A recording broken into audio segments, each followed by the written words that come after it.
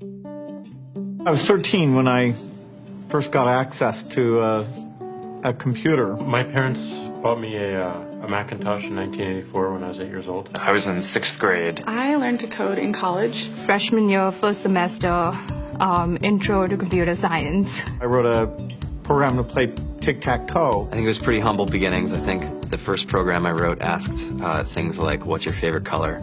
Or how old are you? I first learned how to make a green circle and a red square appear on the screen. The first time I actually had something come up and say, hello world, and I made a computer do that. It was just astonishing. Learning how to program didn't start off as wanting to learn all of computer science or trying to master this discipline or anything like that. It just started off because I wanted to do this one simple thing. I wanted to make something that was fun for myself and my sisters. And I wrote this little program and then basically just add a little bit to it. And then when I needed to learn something new, I looked it up either in a book or on the internet and then added a little bit to it. It's really not unlike kind of playing an instrument or something, or playing a sport. It starts out being very intimidating, but you kind of get the hang of it over time. Coding is something that can be learned, and I know it can be intimidating. A lot of things are intimidating, but what isn't? A lot of the coding that people do is actually fairly simple. It's more about the process of breaking down problems than sort of coming up with complicated algorithms as people traditionally think about it. You don't have to be a genius to know how to code. You need to be determined. Addition, subtraction, that's about it. You should probably know your multiplication tables. You don't have to be a genius to code. Do you have to be a genius to read? Even if you want to become a race car driver or play baseball or build a house, all of these things have been turned upside down by software. What it is, computers are everywhere. You want to work in agriculture? Do you want to work in entertainment? Do you want to work in manufacturing? It's just all over.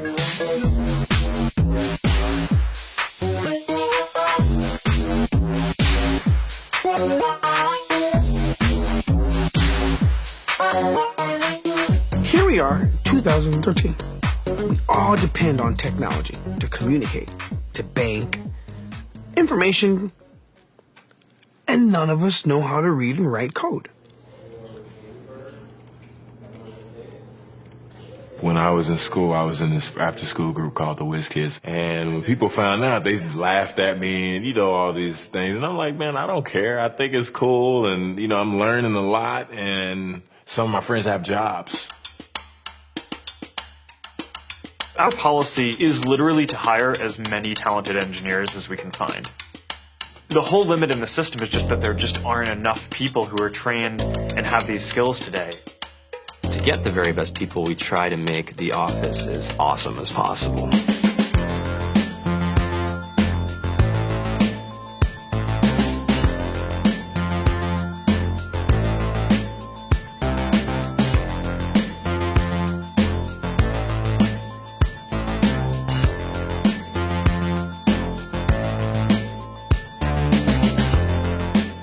We have a fantastic chef. Free food, Breakfast, lunch, and dinner.